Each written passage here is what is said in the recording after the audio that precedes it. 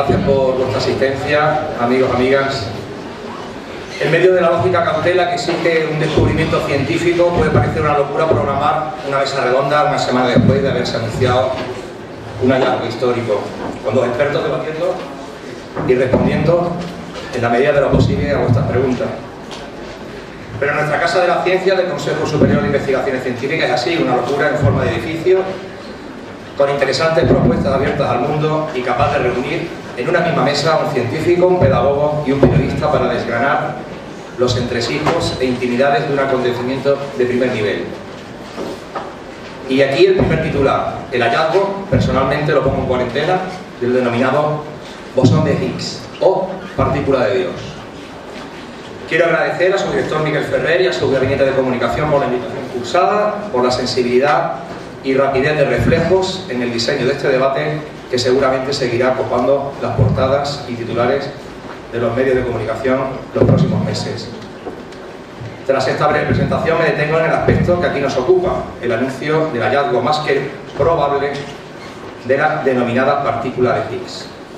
Utilizo las mismas palabras que los investigadores que proclamaron el descubrimiento en los medios. Son resultados preliminares, aunque con un alto nivel de confianza estadística. Según cuentan los investigadores que han trabajado los últimos 2 años, en el CERN observamos a través de 2 experimentos una nueva partícula con unas 134 veces la masa de un protón. ¿Qué quiere decir esto? Pues que la ciencia se encontraba ante uno de los momentos más esperados desde que el investigador británico dedujo que debía de existir hace décadas. Posiblemente la partícula de Higgs es para la física lo que el ADN a la biología. ¿Y para qué sirve? Pues reproduzco las palabras del periodista Álvaro Avellán. Lo que celebramos es una victoria de la inteligencia. Mejor dicho, celebramos que una vez más la inteligencia del hombre y los misterios del universo se han encontrado.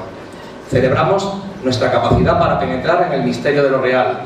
Celebramos que hemos perseverado en una hipótesis razonable de sentido y hemos acertado. Para responder a estas cuestiones nos acompañan Joaquín Gómez Camacho, a mi derecha, catedrático en Física Atómica, Molecular y Nuclear de la Universidad de Sevilla y director del Centro Nacional de Aceleradores, una de las instalaciones científicas más importantes de España y Europa en materia de investigación sobre física de partículas y que participa en numerosos proyectos de carácter nacional e internacional. También nos acompaña a la izquierda Germán Bernal, pedagogo, humanista, empresario, y que a través de Ludociencia ha logrado explicar en el último año a miles de escolares los principios fundamentales de la ciencia sin complejos, de forma sencilla y descomplicada. Una vez concluya sus intervenciones podrán debatir, proponer, consultar, escribir e incluso soñar con Higgs y su bosón. E incluso con la Iglesia, quien se ha pronunciado ya acerca del hallazgo. Para la Conferencia Episcopal de España, el hecho de que la nueva partícula sea denominada la partícula de Dios muestra que cuando el ser humano busca el origen de las cosas, no puede menos que hablar de Dios. Como esta mesa redonda pretende ser participativa, se le hará entrega de un lápiz y un papel para que escriban aquellos términos que no comprendan. Supongo yo que habrá alguien que no entienda. Yo mismo lo iré redactando en la pizarra y posteriormente nuestros ponentes responderán a estas y otras cuestiones. Vamos a comenzar el debate con un vídeo de 3 minutos y a continuación tomará la palabra el director del Centro Nacional de Aceleradores, Joaquín Gómez Camacho. Muchas gracias por vuestra presencia. Disfruten, porque la ciencia divierte y entretiene. Cuando queráis podéis poner el vídeo.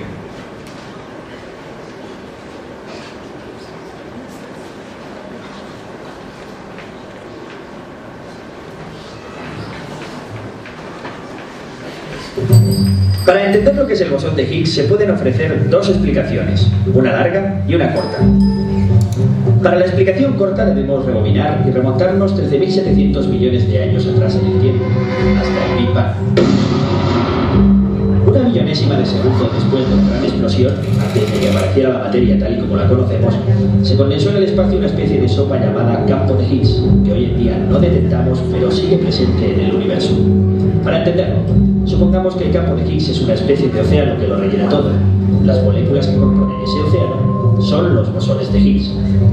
¿Qué hacen esos bosones? Son los que dan masa al resto de partículas. Cuando un fotón, por ejemplo, pasa por el campo de Higgs, no interacciona con los bosones, de manera que no tiene masa. Cuando lo hacen otras partículas, como el electrón o el quark, interaccionan en distinto grado, y eso es lo que les da la masa. Pasemos a la explicación larga. Esta explicación tiene que ver con el modo en que los científicos llegaron a la conclusión de que debía existir algo como el bosón de Higgs. Lo primero que buscaron fueron las partículas de las que estaba compuesta la materia. Después de descubrir el átomo y su núcleo, los físicos siguieron encontrando las partículas de las que estaba hecho y desentrañaron las leyes de la mecánica cuántica. Al mismo tiempo y poco a poco se fue trazando el mapa de las fuerzas fundamentales. Conocíamos la gravedad, que hace que las cosas caigan al suelo. La fuerza nuclear fuerte, que mantiene unido el núcleo del átomo. La fuerza nuclear débil, cuyo efecto más familiar es la radiactividad. Y finalmente, el electromagnetismo, por el que desarrollamos los motores y las telecomunicaciones. En su afán por unificarlo todo, los científicos predijeron que dos de las fuerzas, el electromagnetismo y la fuerza débil, eran en realidad dos caras de una misma moneda, y la bautizaron como fuerza electrodébil. Pero algo no cuadraba. La fuerza nuclear débil consistía en el intercambio de dos partículas, los bosones W y Z, mientras que en el electromagnetismo se intercambiaban fotones. Los primeros tenían una masa enorme y el segundo no tenía masa. Esto provocó la gran pregunta: ¿qué hace que las partículas tengan masa? En 1964, el británico Peter Higgs y otros físicos plantearon la existencia de un campo que proporcionaría masa a las partículas y al que llamaron campo de Higgs. A cada partícula que componía ese nuevo campo la llamaron bosón de Higgs. ¿Cómo comprobar su existencia? Como el bosón de Higgs tiene masa y muy grande, mayor que la de los bosones W y Z, para producirlo hacía falta un acelerador de partículas capaz de provocar colisiones de muy alta energía. Y para eso se construyó el LHC, o Gran Colisionador de Hadrones. La energía de las colisiones en el LHC es tan grande que es como reproducir las condiciones del Big Bang y la millonésima de segundo en la que se condensó el campo de Higgs. Y de esta forma volvemos a la primera explicación. ¿Quieres empezar otra vez?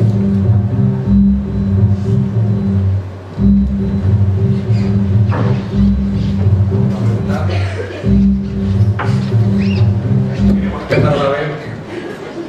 Creo que la explicación corta merece la pena escucharla, pero rogaría que bajara los bajos porque es que retumba muchísimo aquí delante.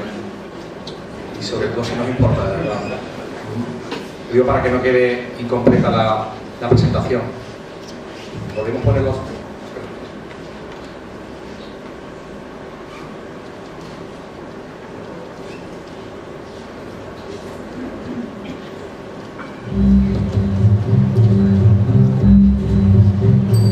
Para entender lo que es el bosón de Higgs se pueden ofrecer dos explicaciones, una larga y una corta. Para la explicación corta debemos rebobinar y remontarnos 13.700 millones de años atrás en el tiempo, hasta el Big Bang. Una millonésima de segundo después de la gran explosión, desde que apareciera la materia tal y como la conocemos, se condensó en el espacio una especie de sopa llamada campo de Higgs, que hoy en día no detectamos pero sigue presente en el universo. Para entenderlo, supongamos que el campo de Higgs es una especie de océano que lo rellena todo. Las moléculas que componen ese océano son los bosones de Higgs. ¿Qué hacen esos bosones? Son los que dan masa al resto de partículas. Cuando un fotón, por ejemplo, pasa por el campo de Higgs, no interacciona con los bosones, de manera que no tiene masa. Cuando lo hacen otras partículas, como el electrón o el quark, interaccionan en distinto grado y eso es lo que les da la masa. Pasemos a la explicación larga. Esta explicación tiene que ver con el modo en que los científicos llegaron a la conclusión de que debía existir algo como el bosón de Higgs. Lo primero que buscaron fueron las partículas de las que estaba compuesta la materia. Después de descubrir el átomo y su núcleo, los físicos siguieron encontrando las partículas de las que estaba hecho y desentrañaron las leyes de la mecánica cuántica. Al mismo tiempo y poco a poco se fue trazando el mapa de las fuerzas fundamentales. Conocíamos la gravedad, que hace que las cosas caigan al suelo. La fuerza nuclear fuerte, que mantiene unido el núcleo del átomo. La fuerza nuclear débil, cuyo efecto más familiar es la radiactividad. Y finalmente, el electromagnetismo, por el que desarrollamos los motores y las telecomunicaciones. En su afán por unificarlo todo, los científicos predijeron que dos de las fuerzas, el electromagnetismo y la fuerza débil, eran en realidad dos caras de una misma moneda, y la bautizaron como fuerza electrodébil. Pero algo no cuadraba. La fuerza nuclear débil consistía en el intercambio de dos partículas, los bosones W y Z, mientras que en el electromagnetismo se intercambiaban fotones.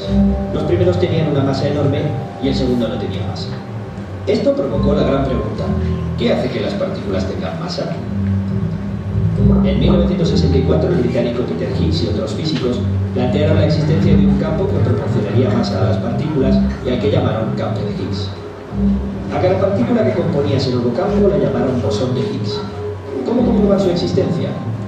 Como el bosón de Higgs tiene masa y muy grande, mayor que la de los bosones W y Z, para producirlo hacía falta un acelerador de partículas capaz de provocar colisiones de muy alta energía, y para eso se construyó el LHC, o Gran Colisionador de Hadrones.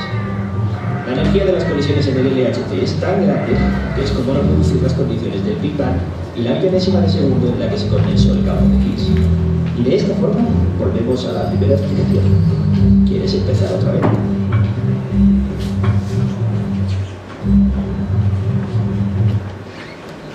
Muchas gracias. Pues, como quieras. Bueno, para mí es un placer estar aquí en la Casa de la Ciencia, y la verdad que es fantástico que la Casa de la Ciencia sirva para su objetivo principal, ¿no? Que sea para que seamos capaces de hablar de ciencia, de transmitir ciencia, con rigor, pero sin tecnicismo, ¿no? Y además que es una ocasión muy buena, fantástica, única, ¿no? Que aprovechemos que hace una semana que tenemos probablemente el que sea el descubrimiento en la física más importante sin duda de digamos, los últimos 10 o 20 años, y que este descubrimiento haya generado, digamos, tanto interés. No sé si la presentación la puede pasar. Bueno, pues voy a hacer una presentación, como he comentado antes, intentando conjugar dos cosas, ¿no? Un cierto rigor, digamos, ser un poco más riguroso que la presentación previa que hemos visto, pero también evitando, digamos, lo posible los temas técnicos. Entonces, vamos a empezar, digamos, primeramente por el contexto en la física fundamental. ¿Cuáles son realmente las preguntas que pretende responder la física fundamental, que en este contexto es la física de partículas? Y son, digamos, tres preguntas bien sencillas para las cuales ya tenemos una respuesta clara y precisa. La primera pregunta: ¿de qué está todo hecho? ¿Cuáles son los bloques básicos que componen la materia? Y ahora mismo sabemos ya que toda la materia está hecha de unas partículas llamadas quarks y otras partículas llamadas leptones. La otra pregunta es: ¿qué fuerzas hay en la naturaleza? ¿Qué fuerzas hay que unen y que separan y hacen interaccionar estas partículas? Y también sabemos que las fuerzas relevantes para esto son tres: la electromagnética, la fuerza nuclear débil y la fuerza nuclear fuerte. Y finalmente, una pregunta, si cabe aún más importante, más interesante, es: ¿cuál es la naturaleza de las leyes que gobiernan la naturaleza?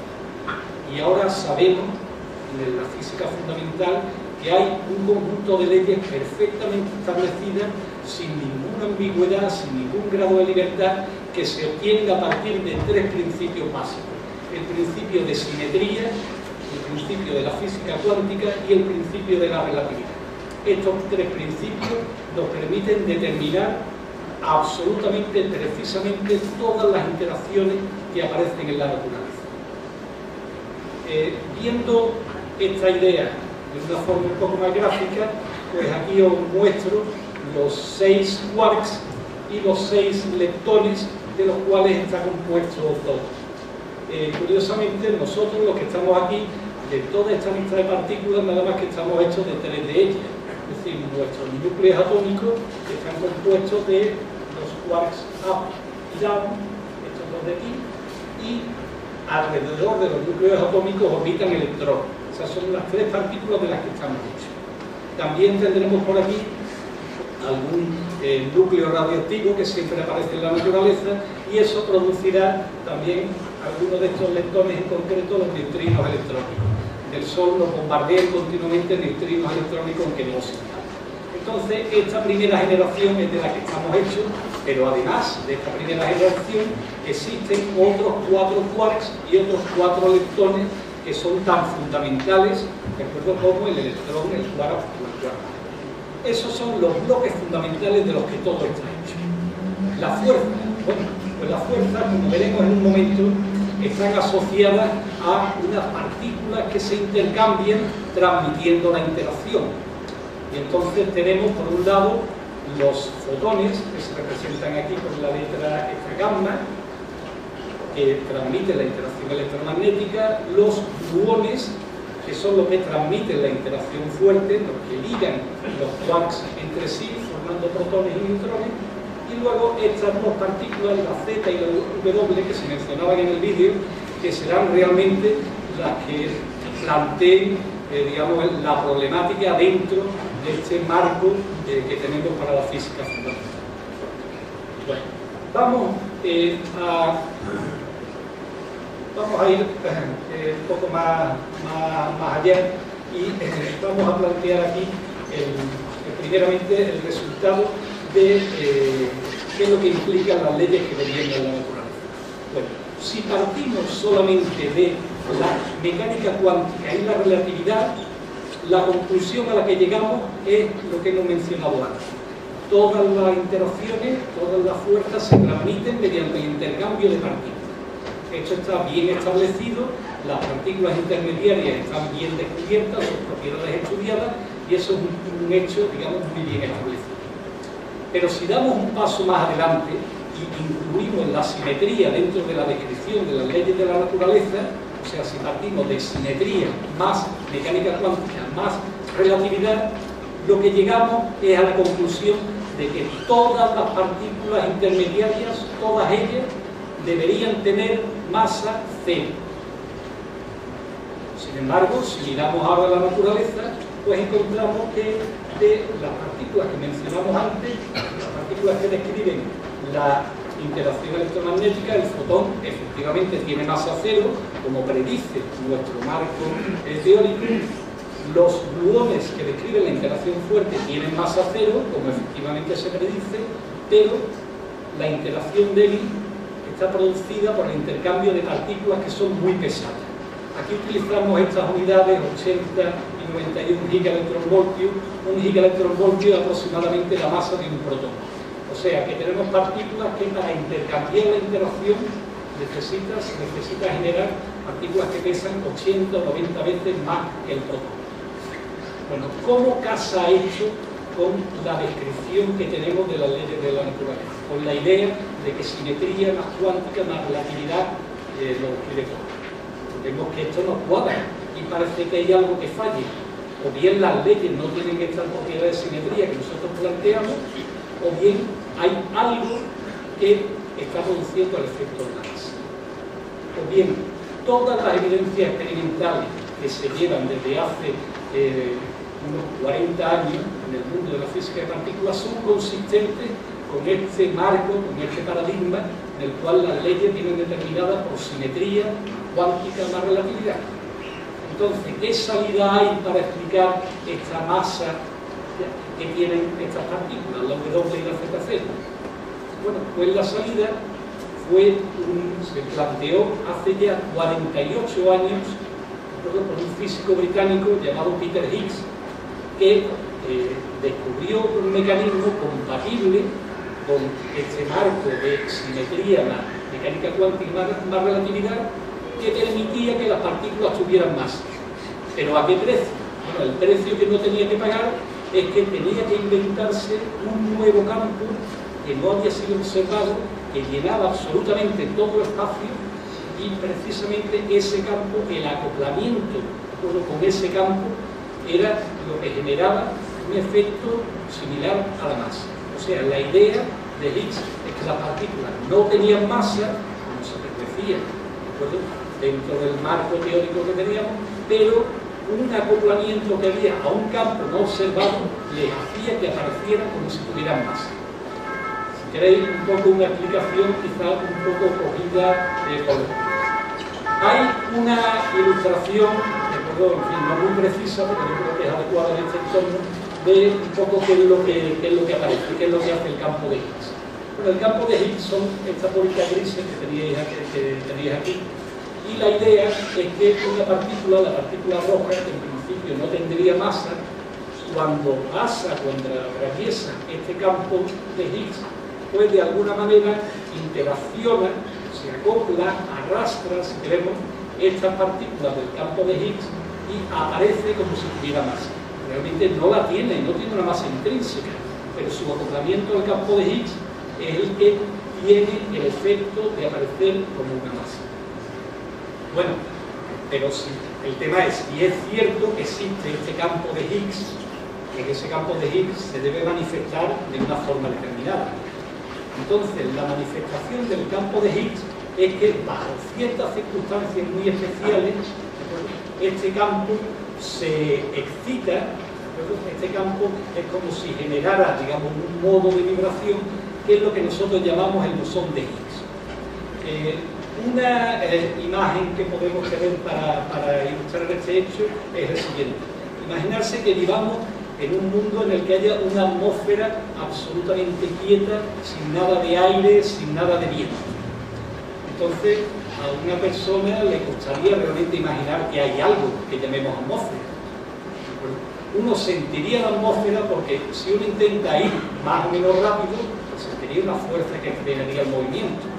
Entonces, claro, llegaría a la conclusión, a la hipótesis de que al final hay algo que yo no detecto, que le llamo atmósfera, de acuerdo, que es lo que me está provocando a mí la resistencia al movimiento. Ese sería el campo de Higgs. Bueno, ¿qué es el bosón de Higgs? Bueno, pues el bosón de Higgs es precisamente, sería análogo a lo de decir, bueno, en esta atmósfera absolutamente quieta voy a producir un tornado. Si hay un tornado, ¿de acuerdo? Pues claramente ese tornado llegará, romperá cosas, tendrá consecuencias claramente observables. Y sin duda alguna, si existe el tornado, es porque hay una atmósfera, ¿de acuerdo?, que la provoca. Pues lo mismo ocurre con el bosón de Higgs que el campo de Higgs. Y aquí es una idea de la que me gustaría transmitir porque en la divulgación en el vídeo no queda clara. Una cosa es el campo de Higgs, es una cosa estática cuyo único efecto es producir un efecto similar a la masa, y otra cosa es el bosón de Higgs. Es una excitación de ese campo y es claramente la manifestación de que ese campo existe. Lo mismo que una atmósfera quieta, no sabríamos realmente si está ahí, y un tornado, que sería una excitación de esa atmósfera. Bien, pues esta es la idea, esta es precisamente la idea que había desde los años 60, y esto es lo que ha hecho que en la investigación en física fundamental la búsqueda del bosón de Higgs sea una constante. Bueno, ¿cómo podemos producir este bosón de Higgs? ¿Cómo podemos hacer precisamente que se provoque esta excitación del campo de Higgs? Bueno, pues para ello lo que necesitamos primeramente es un mecanismo para generar la suficiente energía en este caso. Y este mecanismo es precisamente un acelerador de partículas con suficiente energía para producir este bosón de Higgs. Como se ha comentado en el vídeo, precisamente haciendo colisionar partículas de energía muy grande, pues entonces se forma en la colisión una energía disponible que nos permite prácticamente generar cualquier partícula del fold que presentábamos en la primera transparencia. Bueno, ese acelerador existe, es precisamente el LHC, el Large Hadron Collider, que está en Ginebra, en las instalaciones del CERN. Por supuesto, lo que hay que tener presente es que después de una colisión de protón contra protón a una energía tan altísima, pues sí, a lo mejor se produce el Higgs, pero se van a producir millones de cosas más. Y ahora precisamente la clave va a ser separar las evidencias del Higgs de las de otro tipo de casos. Pues bien, además de un acelerador, nos hace falta un sistema de detectores que nos permitan ver no ya directamente el bosón de Higgs. Creemos que el bosón de Higgs no se detecta directamente, sino precisamente en los fragmentos en los que se rompe el bosón de Higgs. Y para ello se tienen en el LHC, no hay uno de estos detectores, sino dos detectores, se llaman Atlas CMS. Ambos han estado analizando los resultados y ambos han publicado conjuntamente los resultados que veremos ahora. Bueno, el tamaño del LHC pues es una circunferencia de 27 kilómetros de circunferencia, solamente un tamaño similar a lo que sería la S30 en Sevilla. El tamaño de los detectores que hay aquí en Atlas, en el LHC, son sin duda alguna más grandes ambos que este edificio completo, que el pabellón del Perú en el que está. O sea que, para que nos hagamos una idea de las dimensiones de la instrumentación que hacemos. Bueno, ¿y qué se ha visto? Bueno, lo primero que quería indicaros es que el bosón de Higgs, una vez que se forma, bueno, si se forma, se descompone rápidamente, decae rápidamente en fragmentos. Entonces, precisamente lo que tenemos es que detectar esos fragmentos y convencernos de que esos fragmentos que se obtienen vienen del bosón de Higgs y no de otra cosa totalmente distinta.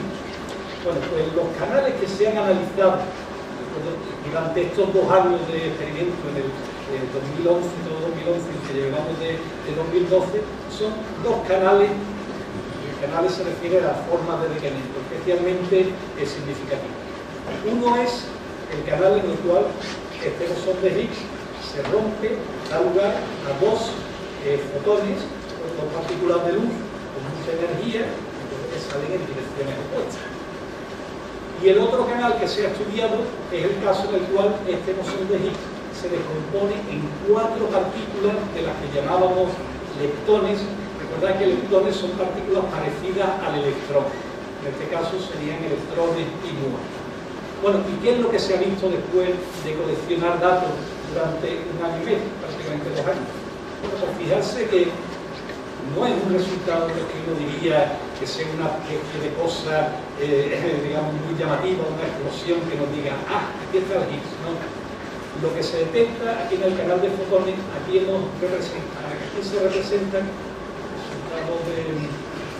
en los resultados del experimento, se representa el número, de acuerdo, de fotones, de sucesos detectados en función de la energía.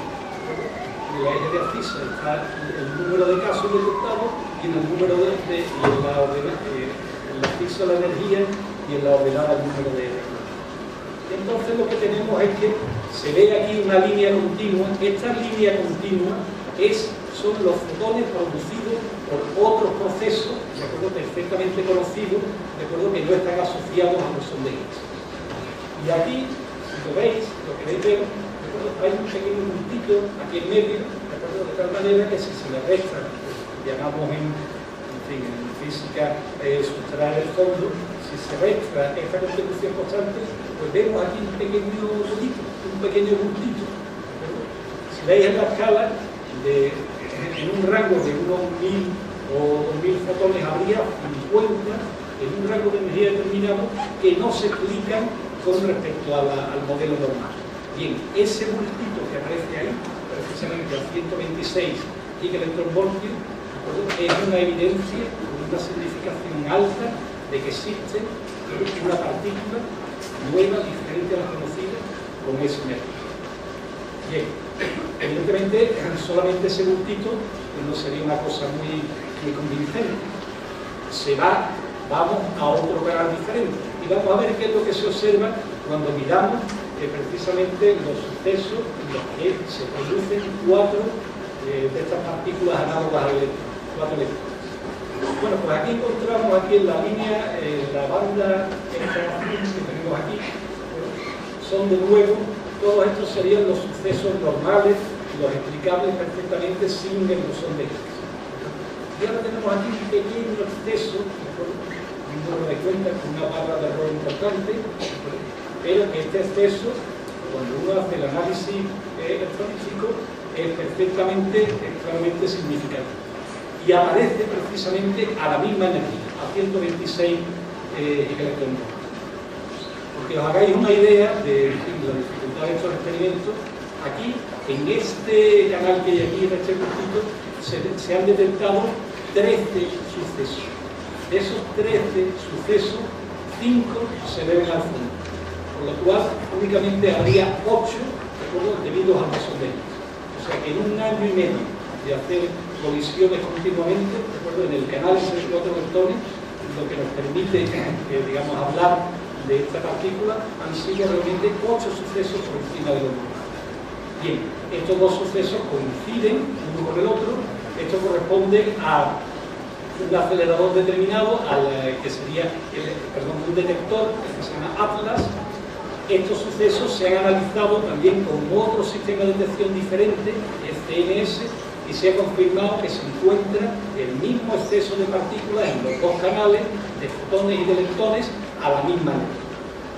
Entonces, con todo esto, hubo el anuncio, recuerdo, del 4 de julio del 2012 por el CNS. Y este anuncio, traduzco literalmente del inglés, dice que se ha descubierto una nueva partícula de masa 126 gigaelectronvoltios que es consistente con las propiedades del bosón de Higgs. No se dice, porque todavía no podemos decir que es el bosón de Higgs. Para que sea el bosón de Higgs hay que estudiar más sucesos y hay que estudiar cómo decae esta partícula, este grupito que aparece a 126 gigaelectronvoltios, cómo decae en otros canales, produciendo quarks o produciendo otro tipo de partículas. Entonces, con eso, pues ya se esperaría que para final de este año, pues probablemente sí tengamos una confirmación de que existe, de que se ha descubierto la partícula de Higgs, con lo cual Peter Higgs, el físico que presentábamos la fotografía antes, una vez que esto se confirme, tendrá con toda probabilidad el Premio Nobel de Física del año 2003. Bueno, y ahora, digamos, concluir y teniendo, digamos, la cautela, digamos, dada. Pero aparte de la cautela, también un poco compartir la euforia que tiene la comunidad.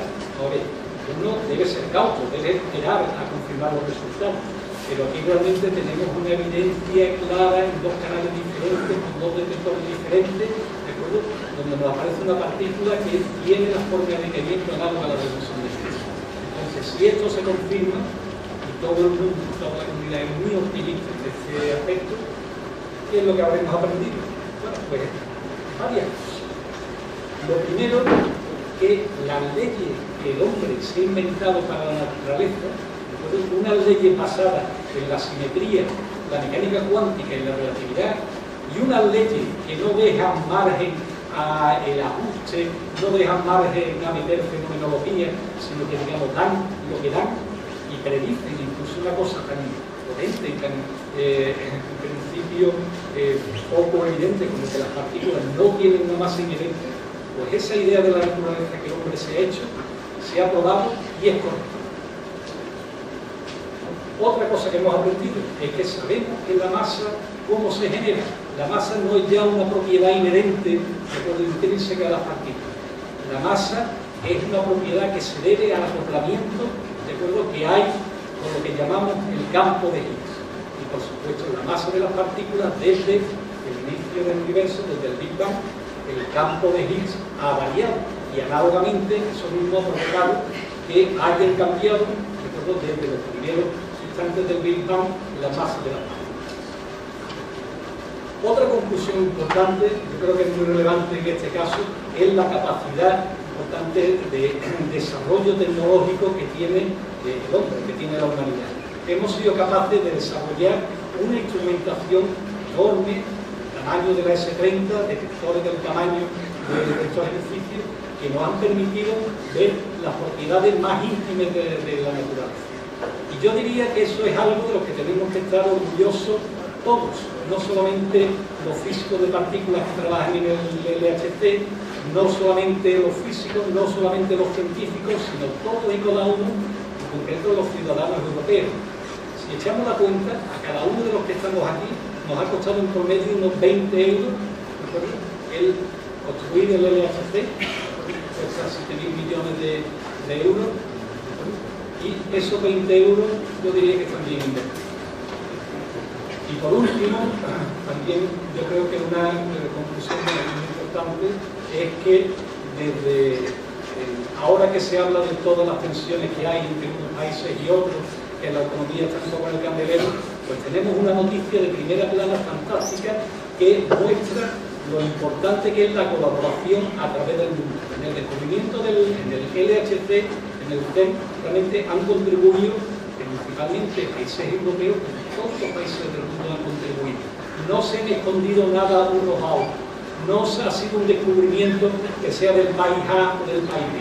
Esto es claro y genuinamente un descubrimiento internacional, una colaboración que lleva un éxito para la humanidad.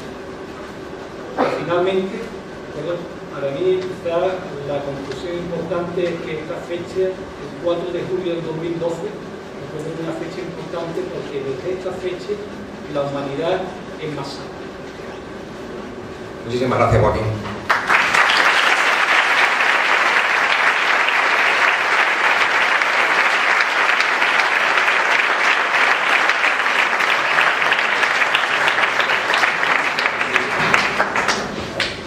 Surgen muchos titulares, muchas dudas, algunas de ellas mi compañero de la izquierda, ahora a la derecha, Germán, me la va poniendo y apuntando. Y parafraseando un anuncio, creo que el secreto está en la masa. Bueno, a continuación Germán va a exponer su parte teórica o práctica casi, en este caso, de lo que aquí nos ha concentrado. Bueno, gracias Ismael y buenas tardes, gracias a todo el mundo y a Joaquín por la maravillosa explicación acerca de son de ti y sobre todo del encuadre teórico y práctico a la par que nos permite entender un poco mejor pues, cómo funciona a los que no nos dedicamos a la investigación en física y bueno, nos dedicamos a divulgar. Nosotros llevamos mucho tiempo, llevamos 15 o 16 años ya intentando divulgar la ciencia entre los más jóvenes, entre los niños, las niñas y desde 3 años hasta 16 precisamente, concretamente. Y uno de nuestros últimos proyectos ha surgido ya hace 2 cursos aquí en Casa de la Ciencia en colaboración con el CSIC, que se llama Planeta Ciencia y se trata de bueno, pues empleando una metodología propia que tenemos que llamamos ciencia divertida, en la cual pues, diseñamos experimentos, hacemos una serie de talleres, intervenimos en la escuela y fuera de ella, explicando de una forma quizás más divertida y más amena que a veces se hace en la escuela, porque a veces se hace muy bien y no estoy diciendo que la escuela no se haga bien, sino que se complementa y se necesita, pues buscando siempre despertar la vocación científica y provocando, intentándolo al menos, el entendimiento y la motivación hacia la ciencia, creando actitudes positivas. Para ello usamos una metodología en que nos basamos en la diversión, provocando siempre un aprendizaje abierto con niños, niñas y todo el que se acerca, en la experimentación, por supuesto, para que los educandos, en este caso, pues puedan elegir libremente el camino por el cual quieren ir construyendo su propio conocimiento, y la interactividad, que en nuestro caso la generamos con una conexión directa con las motivaciones. Cuando aprendemos desde un concepto simple hasta el bosón de Higgs, hasta lo que sea, tenemos varias dimensiones del aprendizaje que ponemos en juego. La primera de ellas es siempre la dimensión afectiva, es una dimensión del aprendizaje que es la más cercana, que es desde la primera visita que hace un niño o una niña a Planeta Ciencia, en este caso, desde la primera explicación que le gusta y le toca la emoción cuando es pequeño o algún profe le ha despertado la vocación por la biología, la química, la física, etc. Y en general el gusto por la ciencia en la dimensión afectiva. Después siempre abordamos la procedimental, la dimensión procedimental, que es la que nos permite aprender a hacer cosas concretas en función de lo que estamos aprendiendo. Y la cognitiva, que bueno, solo se puede medir a largo plazo, puesto que en acciones puntuales o en acciones que duran semanas, de divulgación, etcétera, no es posible establecer un diagnóstico previo y luego uno final en el cual podamos medir la diferencia de conocimiento producido en ese contexto. Nosotros complementamos la educación formal y aquí en Planeta Ciencia Museum, que es una experiencia pionera aquí en Sevilla, hemos tratado de no exponer cosas, no tratar de que un niño, una niña o su familia vengan a ver qué es la radioactividad, qué es la tabla periódica de los elementos o cuál es el concepto tal o cual, sino que inducimos esos conceptos y esos conocimientos científicos en general. Para ellos no damos lecciones de ciencia, sino que despertamos el interés y la motivación, o lo intentamos al menos. ¿Qué hacemos cuando queremos enfocar un tema científico y queremos contribuir a su comprensión, normalmente lo abordamos en 3 momentos. El primero de ellos, buscamos siempre provocar una evidencia, un hecho, a través de un experimento. Intentamos que lo primero no sea la explicación teórica. Cuando vienen a vernos, intentamos que sea el complemento, la antimateria del libro, el antilibro, no porque el libro sea malo ni mucho menos, y no en sentido despectivo, sino en sentido opuesto. Que lo haga, que lo experimente, que investigue después de una observación. Cuando hemos inducido ese experimento, se observa y queremos que se investigue con curiosidad infantil, que en el fondo la curiosidad es una destreza básica por la cual venimos. Se va perdiendo muchas veces a través de los métodos que se dan en el sistema formal de enseñanza, pero nos entendemos que es una función y una competencia básica para aprender ciencia, sin prejuicios y sin preconcepciones. Y ya cuando hemos dado esos 2 primeros pasos, cuando le ponemos nombre. Si tenemos que trabajar con un niño o una niña de 4 años, cómo cae el cuerpo al suelo, cómo se precipitan los sólidos cuando solidifican, etc., primero lo hacen, luego lo observan y dan sus ideas, y al final le ponemos el nombre. Y entendemos que así, básicamente, vamos contribuyendo. Descubrimos el hecho experimentalmente, entonces lo explicamos y así lo comprendemos. ¿Cómo vamos a abordar nosotros la explicación del Higgs? Pues, como nos has dicho, la verdad es que está complicadísimo diseñar un experimento para que los niños y las niñas puedan verlo y entenderlo de manera inmediata o automática. Pero tal vez sí sea posible que sin esa inmediatez podamos ir viendo asuntos como... Todos ya hemos oído eso de que, bueno, solo vemos lo que conocemos, y a priori hay una parte mental, un desaprendizaje previo que es interesante que abordemos, y es que hay que cambiar un poco la perspectiva. Tenemos que cambiar cómo cambiar la perspectiva. Entre los 8 y los 10 años de edad, de media, los niños y las niñas ya conceptualizan, de media.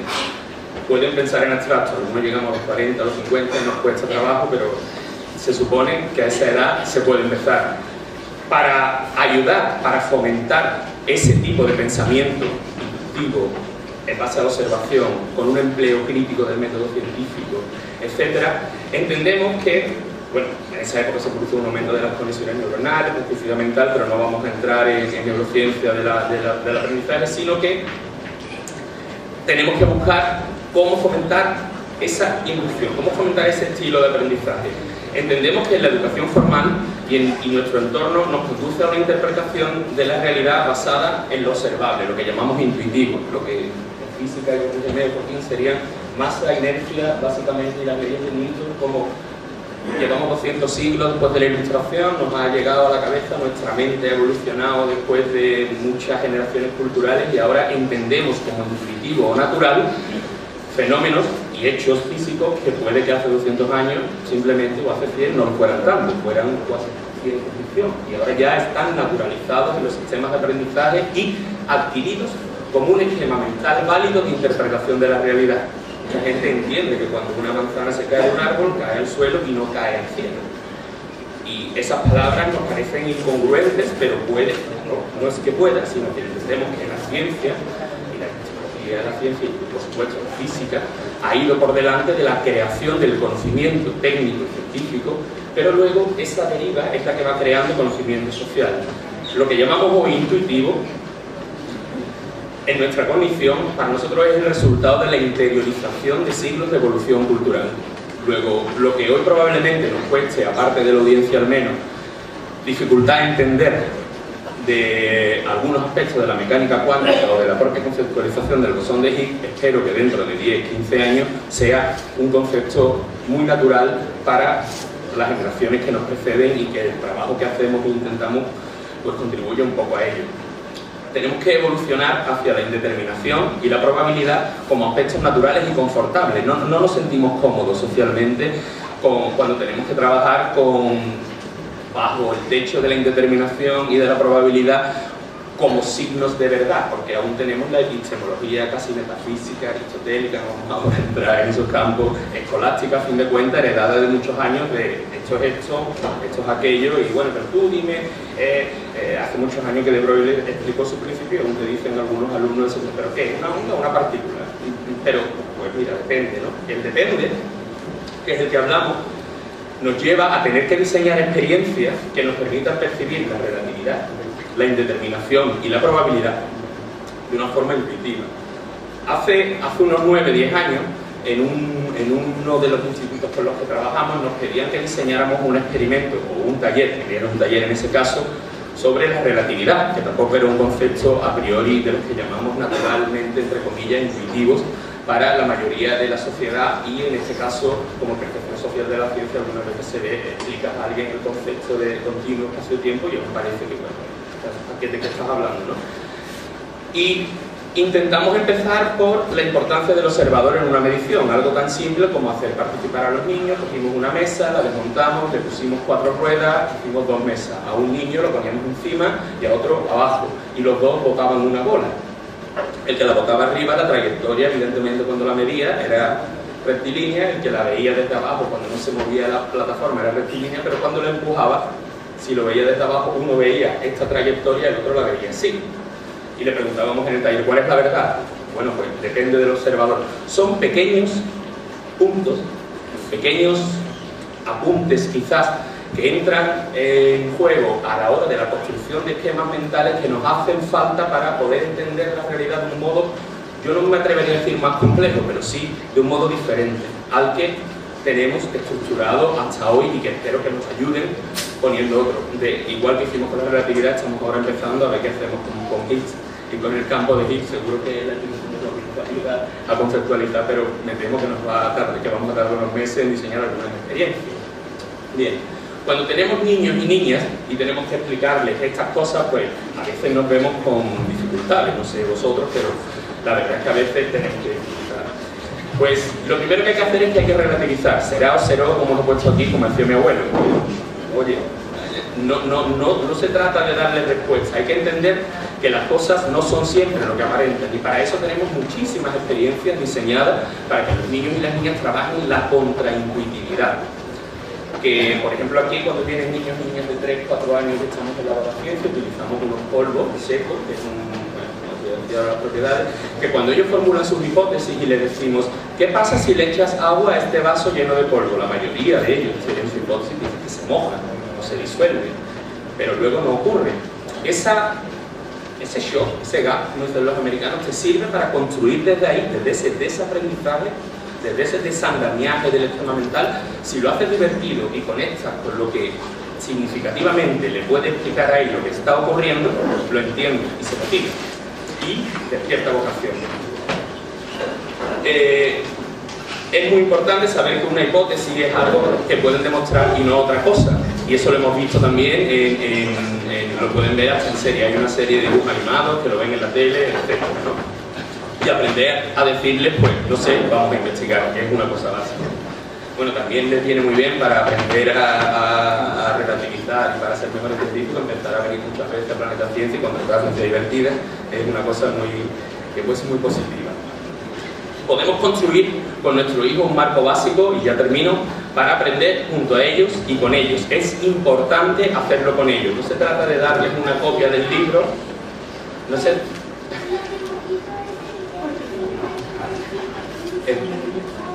Sí, señor, Dino y el tren. Un aplauso.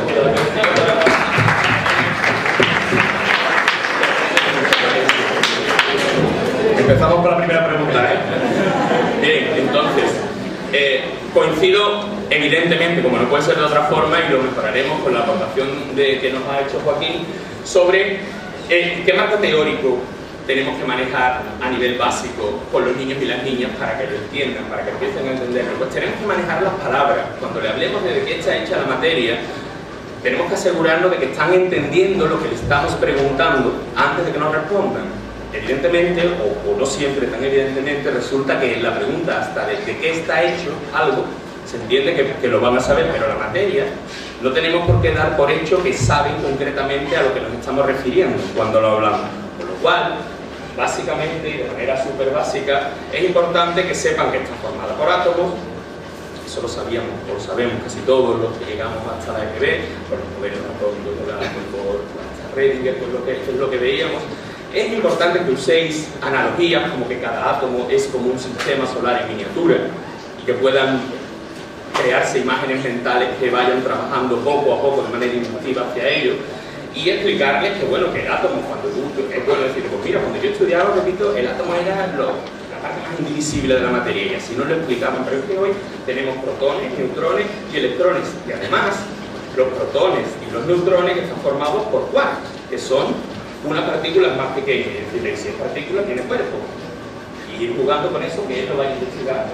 Lenguaje mezclado con marco teórico. Te preguntará, ¿y los electrones? Pues al contrario, pues los protones y los neutrones son elementales, o sea que no se pueden dividir más, y añadiría hasta hoy, por ahora. O sea, al contrario, entonces, cuando queremos entender, basándonos ya en el bosón de Higgs y en lo que estamos, ¿cuál es el problema? El mismo que decía Joaquín. Los científicos quieren entender por qué las partículas tienen masas tan diferentes. Un quark cima, de los que has estado hablando, por poner una analogía, puede ser a un electrón lo que una ballena o una caballa. Y eso, mapa mental, ayuda.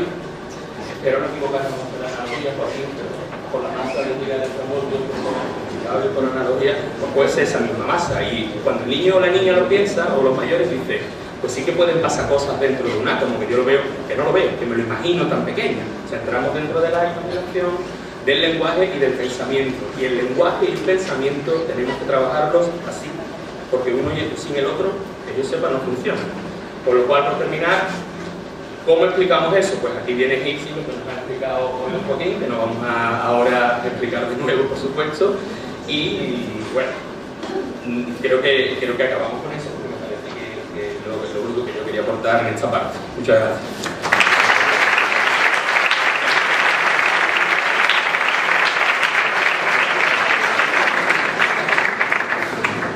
Bueno, pues después de estas dos exposiciones vamos a pasar al turno de preguntas. Vamos a pasar al turno de preguntas. ¿Alguien puede pasar el...? Bueno, yo mismo.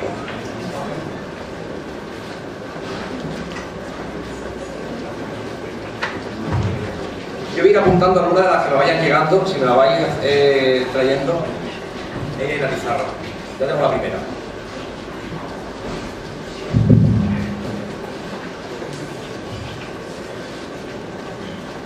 Bueno, la pregunta, o sea, los fotones hemos dicho que no tienen masa, y al pasar por el campo de Higgs, al unirse a los bosones de Higgs, pues crea una masa aparente, pero, o sea, es aparente, no es real. Los fotones siguen sin tener masa, ¿no? Sí, mira, los fotones precisamente no se acoplan al campo de Higgs, ¿de acuerdo? Los vemos sin masa porque los fotones atraviesan el campo de Higgs sin acoplarse a ellos. Sin embargo, otras partículas diferentes, por ejemplo la Z0, que inicialmente no tendría masa intrínseca, pero esta sí se acopla con el campo de Higgs. O sea que la diferencia que hay entre las partículas más ligeras y las más pesadas es que se acoplen más o menos fuertemente con el campo de Higgs. ¿Y existen partículas que tengan masa intrínseca, que no sean simplemente por pasar por el campo de Higgs?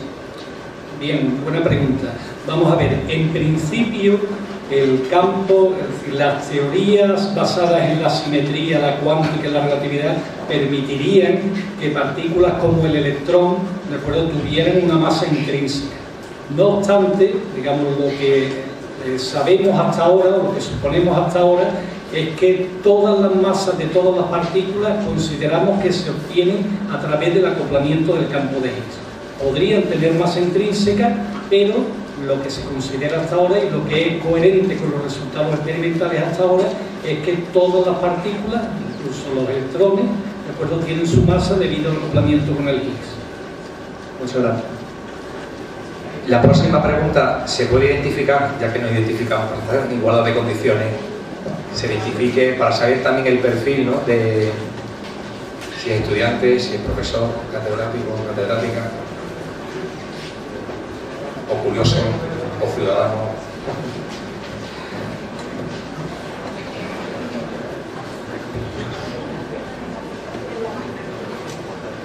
Bueno, hola. Bueno, gracias por esta iniciativa y yo soy pues, una ciudadana de a pie que no tengo ni idea de esto. Entonces mi pregunta era más básica, era que qué es la masa, porque yo ahí me pierdo un poquito, que si no hay, pues un poco mi primera pregunta era qué es la masa. Gracias. Luego tengo más. Sí. Bueno, la masa es una propiedad que tienen todos los cuerpos, nosotros incluidos, que hace que nos cueste más o menos acelerarnos, ¿de acuerdo? Es decir, si nos sentamos en un carrito y alguien nos quiere empujar, si tenemos más masa, el que nos empuja tiene que hacer más fuerza que si tenemos menos masa. Entonces la masa, eso es lo que hablamos de la inercia. Y también otra propiedad de la masa es que, claro, cuanto más masa tengamos, pues más fuerte nos atrae la Tierra. Eso es el peso. O sea que masa corresponde a dos propiedades, la inercia, lo que nos hace resistirnos al cambio de movimiento, y el peso, lo que nos hace que la Tierra nos atraiga. Mi nombre es Francisco Vaz, soy ingeniero y bueno, mi pregunta tiene que ver con lo que se ha planteado, que se ha comentado al principio, que tiene que ver con, porque llamándole al bosón de Higgs la partícula de Dios, y sin querer ser, por supuesto, irreverente, querría saber qué tiene que ver esto con Dios.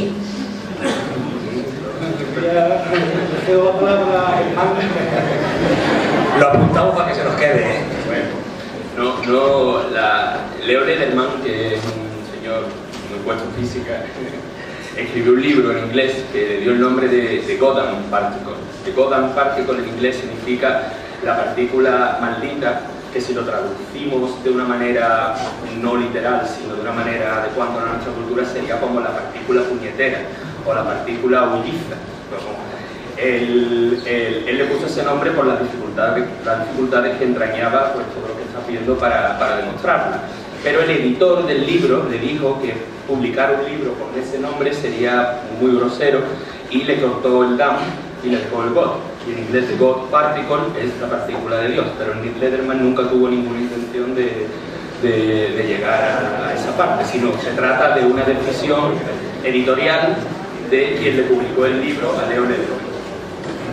Sí, quizás por completar lo que ha comentado Germán, vamos a ver, lo que sí os puedo decir es que en ningún foro científico de ningún tipo, en ningún seminario, en ninguna publicación, en ningún contexto en el que hablen científicos unos con otros, se utiliza el nombre de la partícula Dios. Esto se le llama el bosón de Higgs, y punto. O sea que lo otro es, bueno, es un tema, digamos, ajeno a la comunidad científica absolutamente. Hola, buenas tardes. Soy Guillermo, soy aficionado solamente a esto. Y bueno, por la explicación que has dado antes, has dicho que, y por lo que hemos hablado ahora de que es una partícula, has dicho que no es una partícula, sino que es una excitación del campo de Higgs. Entonces me gustaría saber si, por no dejarnos ya por la semántica, no sé exactamente si es una partícula física que se puede medir, porque podemos decir, o es esa excitación, si es una partícula concretamente, o si es la excitación del movimiento, como el campo de Higgs, digamos, puede ser el agua, y el bosón de Higgs puede ser el H2O, que podíamos, ¿no?, de una manera más simplista, por decirlo. Sí. No sé si me explicas. Bueno, vamos a ver, una de las cosas que están muy bien establecidas por la mecánica cuántica más la relatividad, ¿de acuerdo?, es que todas las partículas que aparecen en la naturaleza, ¿de acuerdo?, llevan asociados un campo, y todos los campos que hay en la naturaleza llevan asociados partículas. O sea que no solamente para el caso del campo de Higgs, ¿de acuerdo?, para el electrón también hay un campo electrónico cuya excitación es el electrón. Para el fotón está el campo electromagnético cuya excitación es el fotón, ¿de acuerdo? O sea que en general todas las partículas de la lista que hemos mencionado, son de Higgs, fotones, leptones, quarks, todos vienen descritos por un campo cuyas excitaciones son lo que nosotros llamamos partículas. Yo tengo una pregunta. ¿Es una partícula antes de ser masa?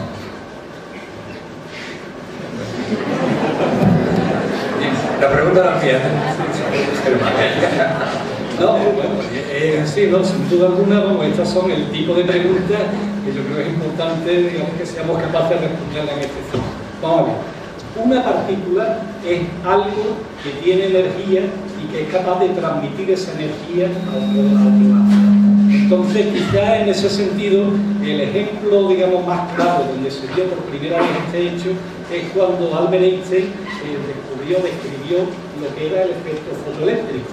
Es decir, que uno pensaba que la luz era una onda, pero luego lo que se encontró es que efectivamente cuando la luz incide sobre un metal arranca electrones y los arranca con la misma energía que tendría si tuvieran partículas, que es lo que llamamos fotones, que son los que colisionan. Entonces, cuando hablamos de partículas, hablamos de algo que es capaz de transmitir su energía de una forma localizada.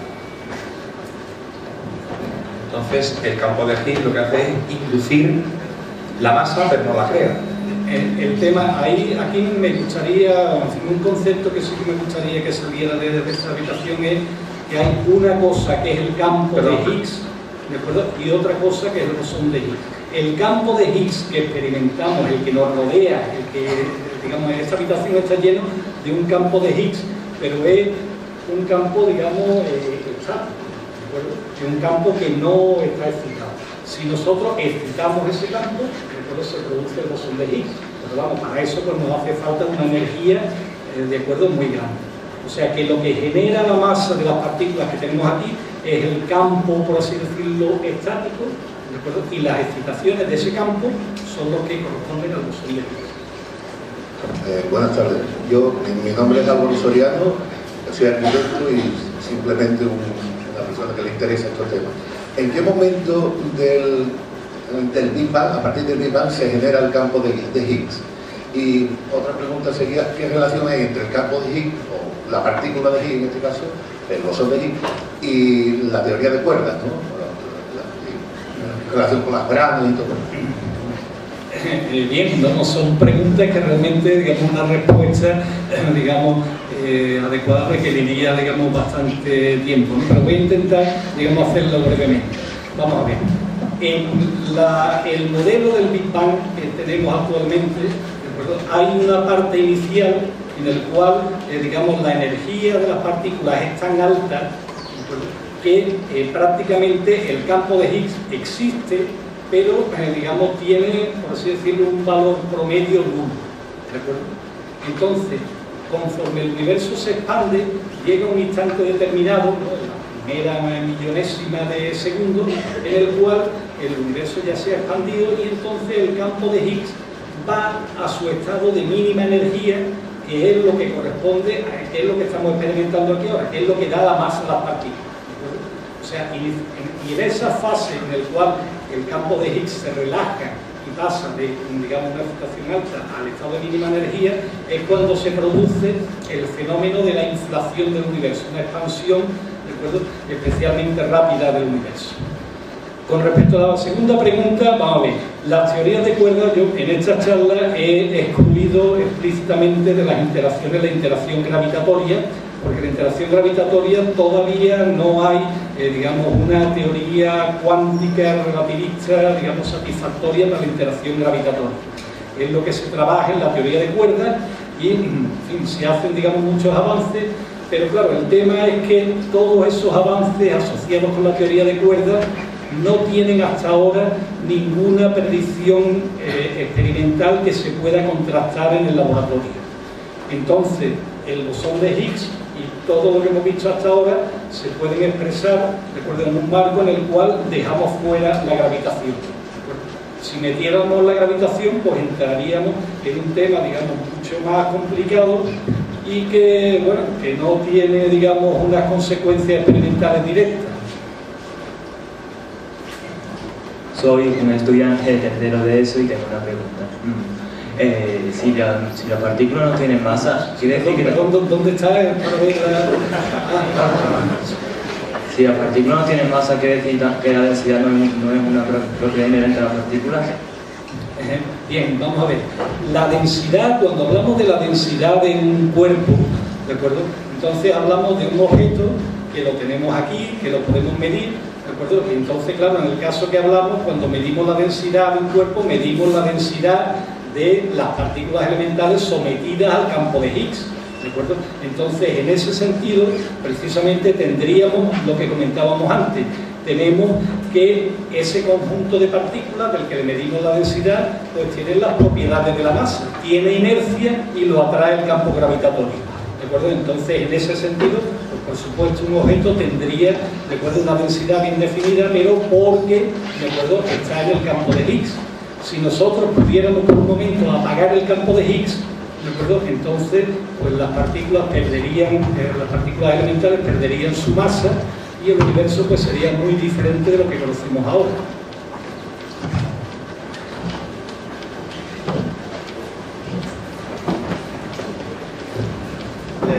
Buenas tardes, mi nombre es José Miguel Largarín, estudiante de doctorado en el campo de electromagnetismo, y tengo dos preguntas. La primera, a mí se me ha educado en educación académica, me han enseñado que hay 4 tipos de interacciones: la interacción electromagnética, la interacción débil, la interacción fuerte y la gravitatoria. Mi primera pregunta es si la interacción de las partículas con el campo de Higgs es una nueva interacción, la quinta interacción. Y mi segunda pregunta es, hablando ya del bosón de Higgs, si esta partícula tendría su correspondiente antipartícula. Sí, efectivamente, digamos, se podría considerar como que es una nueva interacción, en el sentido de que las otras interacciones que han mencionado estarían, digamos, intercambiadas por ciertas partículas, digamos, intermediarias, y aquí pues sería una interacción genuinamente diferente, ¿no? La diferencia principal es que el resto de las interacciones están producidas por partículas de spin 1, en el caso del fotón, la W y la Z0. En la gravitatoria, el gravitón tendría spin 2, y aquí el campo de Higgs tiene spin 0. O sea, es una cosa, digamos, genuinamente diferente. Y perdón, la segunda pregunta era si el bosón de Higgs tendría alguna correspondiente antipartícula. Bien, el bosón de Higgs es una partícula de spin 0, es un bosón, es totalmente neutro, por tanto coincide con su antipartícula. Eso al menos es el bosón de Higgs que aparece en el modelo estándar. Dentro de otras teorías más avanzadas aparecen dobletes de Higgs que tienen carga eléctrica y aparecería una partícula de su antipartícula, pero del que hablamos aquí es neutra y coincide con su antipartícula. Primero, lo bien que vendría esto, una charla y un debate de esto antes de la selectividad para algunos de los que están aquí, ¿eh?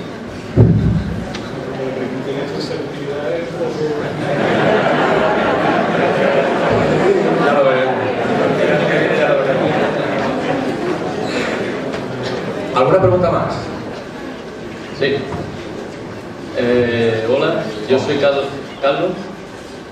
y tengo una pregunta, a lo mejor se sale un poco del contexto, porque se ha dicho que con el bosón de Higgs se puede predecir hasta una millonésima parte del segundo después de que se originara el Big Bang, ¿no? O algo así, no lo tengo muy claro. Pero permitiría el descubrimiento del bosón de Higgs deducir algo sobre el futuro del universo, o ya eso se sale un poco. No, vamos, la correspondencia que hay entre, digamos, masa de las partículas y instantes después del Big Bang, pues tiene que ver precisamente con la densidad, con la energía que se supone que habría unos instantes posteriores, ¿no? Entonces, en el caso del bosón de Higgs, la masa del bosón de Higgs aparece, recuerdo, cuando el universo tenía una temperatura, digamos, equivalente a la masa correspondiente. El futuro del universo, digamos, depende de otras cuestiones, es más bien bastante independiente de las propiedades de las partículas elementales y dependen precisamente del balance que hay entre lo que sería la materia normal, la materia oscura y lo que sería la energía oscura. Hasta lo que se sabe hasta ahora, pues el futuro del universo es una expansión, digamos, indefinida, por lo cual, bueno, digamos, las galaxias se irían estando cada vez, digamos, más alejadas y, bueno, digamos, y habría, digamos, una especie de muerte lenta del universo, un poco aburrido, ¿no? No pasaría nada, simplemente cada vez más lejana la materia una de otra y cada vez menos cosas pasando. Gracias. ¿Alguna pregunta? Sí, por aquí delante tenemos más preguntas. Buenas, soy Javier, soy licenciado en física y bueno, tengo un par de preguntas relacionadas. Ha comentado, creo que a lo mejor he entendido mal, que las propiedades del campo de Higgs, ¿vale?, están variando y eso hace que algo varíe lo que es la masa. ¿eso haría que las masas que actualmente conocemos para los bosones conocidos varíen en el futuro? ¿Y en qué nos afectaría?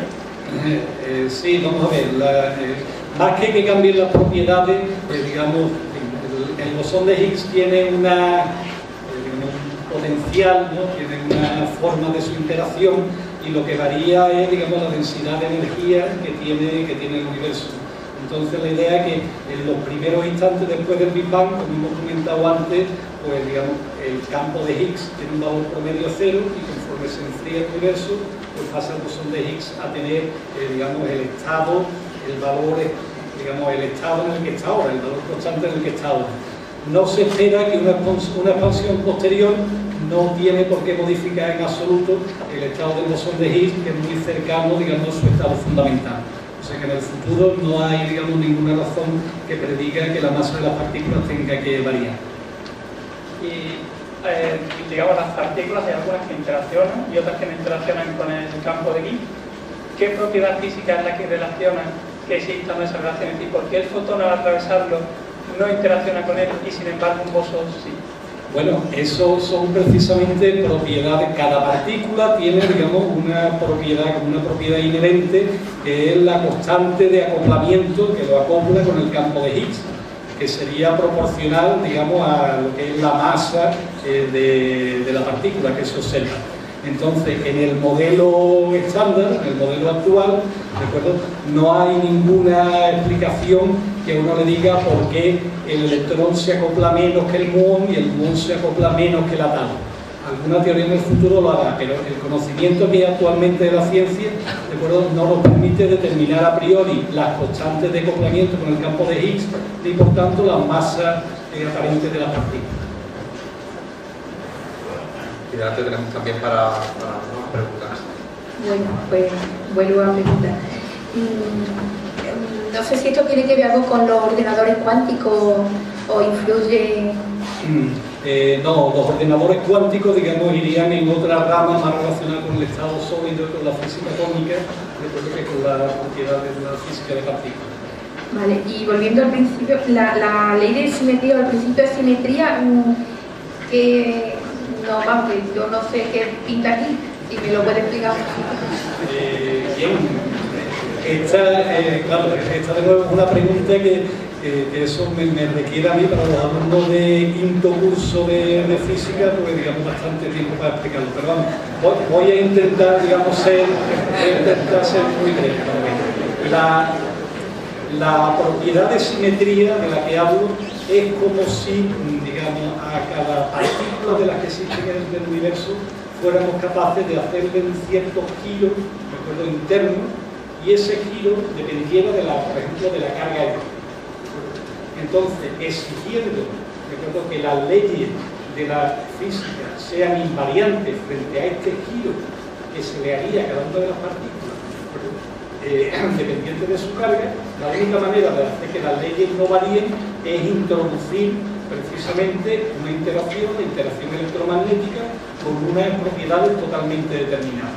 O sea que, partiendo de propiedades de simetría interna de las partículas, aparecen naturalmente, recuerdo, todas las interacciones con todas sus propiedades. Vale, bueno.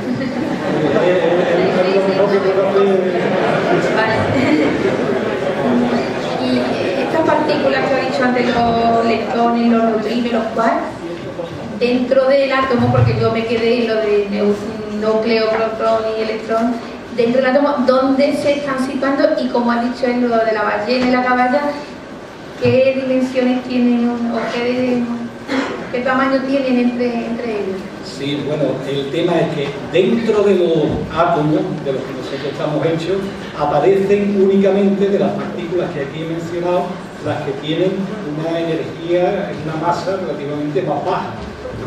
Aparece el electrón, porque es la partícula con carga eléctrica que tiene masa más pequeña, y no aparece, por ejemplo, la partícula tau o el muón. Claro, esas son partículas que son elementales, son, digamos, tan bonitas o tan feas como el electrón, solamente que me acuerdo, ¿no? Pero claro, lo que ocurre es que como tienen mucha energía, pues pueden, digamos, descomponerse, pueden fragmentarse en otras cosas. Entonces, mientras que el electrón es estable, el resto de las partículas son inestables y, digamos, se descomponen en cierto tiempo. ¿Y estas partículas están en el núcleo y en...? No, en el núcleo no. Estas partículas se producen en colisiones, por ejemplo, de los rayos cósmicos que nos llegan, digamos, a la Tierra, pues producen chorros de estas partículas que hay. Ahora mismo a cada uno de nosotros pues nos pueden estar atravesando pues unos 40, digamos, de estos muones por un minuto y no nos damos cuenta. Alguien me ha hablado de que el equivalente del descubrimiento a la ADN y esto ha tenido unas consecuencias del desarrollo de la genómica importantes. Va a tener consecuencias en el mundo de los materiales, de la física aplicada. Bien, vamos a ver. Yo creo que la respuesta, en la comparación con el descubrimiento del ADN, digamos, equiparando la importancia científica que tiene el contexto que tenemos. Sin duda alguna, el descubrimiento del ADN ha tenido una serie de implicaciones, digamos, biotecnológicas, digamos, inmensas, de aplicación muy directa, para que no va a tener tan directa el descubrimiento del bosón de Higgs. Ahora, lo que yo diría son dos cosas. Primera, los desarrollos tecnológicos que han sido necesarios para la producción del LHC y los detectores de bosón de Higgs, eso sin duda alguna, recuerdo, van a tener un impacto muy importante, por ejemplo, en campos como el desarrollo de vacío, en campos como la electrónica de potencia, en campos como el desarrollo de superconductores. O sea que la tecnología, precisamente al hacer el instrumento, la tecnología se ve perfectamente favorecida. Otra cosa muy importante que va a potenciar el descubrimiento del bosón de Higgs es que precisamente la necesidad del cálculo necesario para analizar todos estos procesos de colisiones con tantísimas partículas produciéndose, esto ha generado lo que se llama la grid, es decir, un sistema de computación distribuida entre distintos centros. Entonces, lo que se ha aprendido, digamos, en grid para el LHC, sin duda alguna, tendrá aplicaciones, digamos, muy diversas. Pero, aunque a corto plazo de las aplicaciones directas del bosón de Higgs, ¿de acuerdo?, no se vean muy cercanas, pues es difícil decir lo que pasará dentro de 100 años. Por poner un ejemplo, ¿no? En el año 28, recuerdo, se predijo la existencia de antimateria. Recuerdo que cada partícula tenía su antipartícula, y esto, pues claramente, cuando se veía desde la perspectiva del año 28, era un descubrimiento absolutamente académico, digamos, sin ninguna aplicación práctica. En el año 37 se detectaron las partículas de antimateria, ¿de acuerdo? Y hoy en día, aquí en Sevilla, en el CNA, en los aceleradores, producimos nosotros antimateria, producimos positrones, y esos positrones, ¿de acuerdo?, sirven para llevar a cabo la técnica de diagnóstico por tomografía por visión de positrones. O sea que esas partículas absolutamente teóricas ahora mismo pueden servir para que a algunos de nuestros familiares le detecten a tiempo un cáncer. Una pregunta aquí delante, ¿sí? Soy estudiante de segundo de bachillerato. Me pregunta si se podría considerar la fuerza gravitatoria como una especie de manifestación especial del campo de Higgs. Yo creo, no, la respuesta corta es no. Es decir, la fuerza gravitatoria, digamos, si uno la quisiera describir cuánticamente, de acuerdo, vendría, digamos, intercambiada por unas partículas que serían partículas de masa cero, porque el campo gravitatorio tiene un alcance muy grande, y tendrían esta propiedad, tendrían spin 2, ¿de acuerdo? No serían, digamos, una manifestación del campo de Higgs. Pero sin duda alguna, claro, el campo de Higgs es lo que produce, digamos, lo que es la masa, que a su vez, ¿de acuerdo?, es la fuente del campo gravitatorio. Pero no hay una relación que se pueda hacer entre el campo de Higgs y la interacción gravitatoria. Bueno, la segunda pregunta. ¿Los bosones de Higgs serían la fuente del campo de Higgs? No, vamos a ver, la idea es, existe un campo de Higgs, ¿recuerdo? El campo de Higgs que nosotros experimentamos y que nos rodea, ¿recuerdo?, tiene un valor prácticamente constante, ¿recuerdo? Sería, si queremos la analogía, imaginemos un campo eléctrico constante, uniforme, pues eso sería el campo de Higgs. Ahora, el tema es, si ese campo eléctrico, ¿recuerdo?, nosotros lo modificamos, cambiamos las propiedades de los campos eléctricos, pues se nos produce luz. Entonces, el campo de Higgs sería equivalente a un campo eléctrico estático, ¿de acuerdo? Y los bosones de Higgs serían equivalentes a los fotones de luz, que son los que se producen cuando uno cambia, ¿de acuerdo?, en el espacio y en el tiempo los campos eléctricos. Entonces, ¿cuál sería la fuente del campo? No, la fuente del campo de Higgs, vamos, el campo de Higgs, como comenté antes, es decir, todas las partículas que existen en la naturaleza, el campo de Higgs, los electrones, los muones, los fotones, todos están asociados a un campo. Existe un campo y asociado existe una partícula. ¿Recuerdo? No hace falta, recuerdo, que exista una fuente para ese campo.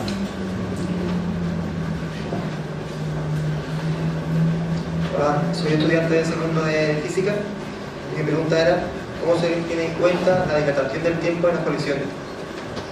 Bien, la dilatación, por supuesto, todas estas colisiones que aquí se consideran ocurren a velocidades muy próximas a la de la luz, son, digamos, velocidades muy altas, y de hecho eso es lo que hace que se puedan producir energías, digamos, tan grandes, ¿no? Por verlo de una manera, las partículas, los protones que colisionan en el LHC, aunque tengan una masa, la masa que corresponde al protón, al moverse aceleradamente, de acuerdo, tienen una masa, de acuerdo, mucho más grande. Y luego todo el análisis que uno hace, por ejemplo, de las colisiones, de las trayectorias, de todo lo que ocurre en las colisiones, se hace teniendo en cuenta, digamos, las leyes de la dinámica relativista, que verás sin duda alguna en detalle en el curso cuarto. Vamos a cerrar el debate con lo que doy con las dos últimas preguntas. Volviendo al tema de la generación del bosón de Higgs, creo que estoy equivocado, pero ha explicado que la desintegración se ha producido como bien en dos fotones o bien en cuatro electrones. Yo estoy entendido que también se puede producir la desintegración en dos fotones V2. Ahora la pregunta es, que parece ser que lo que se está viendo no sigue eran estaciones, los electrones. Bueno, vamos a ver. Taquiones son partículas que se mueven más rápido que la velocidad de la luz, absolutamente hipotéticas, que son... Vamos a ver.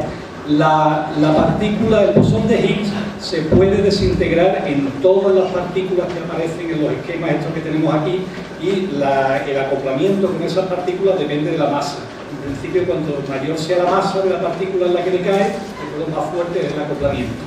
Entonces, lo que ocurre es que, por supuesto, los bosones de Higgs que se han producido pueden decaer de muchas formas. Pueden decaer en parejas quark-antiquark, ¿de acuerdo? Pueden decaer en leptones tau, pueden decaer en todos los leptones que hay. Pero claro, lo que se busca en este análisis experimental que se ha hecho ahora son canales de decaimiento, señales claras, genuinas, que no se deban a otro proceso. Entonces, por eso se ha seleccionado, digamos, para este análisis, ¿de acuerdo?, el canal de decaimiento en 2 fotones y el canal en 4 leptones, porque eso, ¿de acuerdo?, está libre de fondo. Ahora, una vez descubierta la partícula y fijada la masa, lo que se va a hacer en todo este año que queda hasta final de año es ahora fijarse en todos los decaimientos que estén producidos por una partícula de masa 126 gigaelectronvoltios y estudiar todos los canales y ver si las probabilidades de decaimiento en todos esos canales, en el NAU y todas estas cosas, están de acuerdo con lo que predice el modelo estándar. Si lo están, se dirá, de acuerdo, que la partícula esta de 126 es el bosón de Higgs. Dos preguntas más, las últimas. Soy Antonio Jadara, que soy físico, aquí delante. Y bueno, me preguntaba, dentro de lo que se puede resumir en un momento, si tienes datos en referencia a la fiabilidad de los resultados de los cálculos que se van haciendo, teniendo presente que la incertidumbre de las mediciones en un sistema tan complejo está claro que son enormes. ¿Tienes referencia de esa fiabilidad de resultados? Sí, vamos a ver. Si uno mira la presentación que se hizo en el CERN, la que se retransmitió una vez del descubrimiento, hay 2 presentaciones, digamos, largas, digamos, tanto del doctor Atlas como del CMS, y sin duda alguna el máximo tiempo y el máximo énfasis lo ponen precisamente en ver la fiabilidad estadística de los resultados que aquí ponen. Entonces, esto se ha hecho con un detalle exquisito, se cita, digamos, el nivel de significación de 5 sigmas, con lo cual la probabilidad de que estas partículas que aquí aparezcan se deban a una fluctuación estadística son inferiores, a 5 partes en 10 millones. Entonces, eso es lo que, digamos, lo que da certidumbre de que efectivamente pues, se ha descubierto una partícula nueva con masa 126. Otra cuestión es que sea el bosón de Higgs. Para eso, como hemos comentado antes, hay que estudiar todos los canales de decaimiento y ver si son consistentes. Pero sí que existe una partícula de 126. Hola, buenas. La última pregunta. Aquí a vuestra izquierda. La penúltima. Que tenemos adelante. Sí. Yo soy Daniel, soy ingeniero informático y simplemente soy un aficionado a esto. Me gustaría comprender algo que me ha quedado un poco dudoso. En el PowerPoint que has puesto se veía el campo de Higgs como si fueran unas pequeñas bolitas grises y una partícula interactuando con ellas. Me gustaría saber si realmente estas bolitas, cada una de ellas son algo y cómo se llaman, y cuando una partícula interacciona con ella, si está avanzando, si la abandona o la arrastra y pertenecen a ella de alguna manera. Sí, no hay bolitas, no hay, digamos, particulitas como las que aquí he pintado. Simplemente es una imagen para, digamos, transmitir un poco la idea de que la interacción con este campo arrastra a las partículas. Pero la imagen, digamos, más correcta para una formación como la que puedes tener es imaginarte que el campo de Higgs sería como si fuera un campo eléctrico estático, como lo que tú tendrías en un condensador. Esa sería la imagen. Y el bosón de Higgs, como, digamos, un fotón que te sale de una chispa de una variación de tu campo. No arrastra nada con ella, pero la interacción con ese campo cambia sus propiedades de una forma, digamos, idéntica a lo que te daría una partícula con masa. Hola, última pregunta ya. Hace un tiempo, cuando se empezaron a sacar a la luz pública los descubrimientos del LHC, hubo un poco de alarma en muchos medios de prensa y tal, que si se podía aparecer un agujero antimateria aquí, entonces todos lo íbamos ahí, ¿no? Entonces, yo sospecho que usted me va a decir que eso no es cierto, porque si no se acaba la investigación y todo eso, pero ¿cuánto de cercano o lejano puede estar eso? Y la segunda pregunta, a principios del siglo pasado, cuando se empieza a estudiar la luz, también fue necesario hacer uso de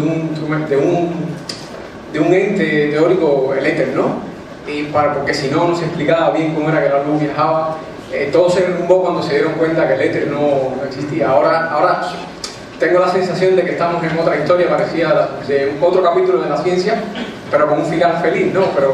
Pero porque ahora hace falta, para reconocer la masa de algunas partículas, que existe el campo de Higgs y que esto es interacción. No sé si en la comunidad científica de esta rama existe algún miedo en que se repita la misma historia científica. Gracias.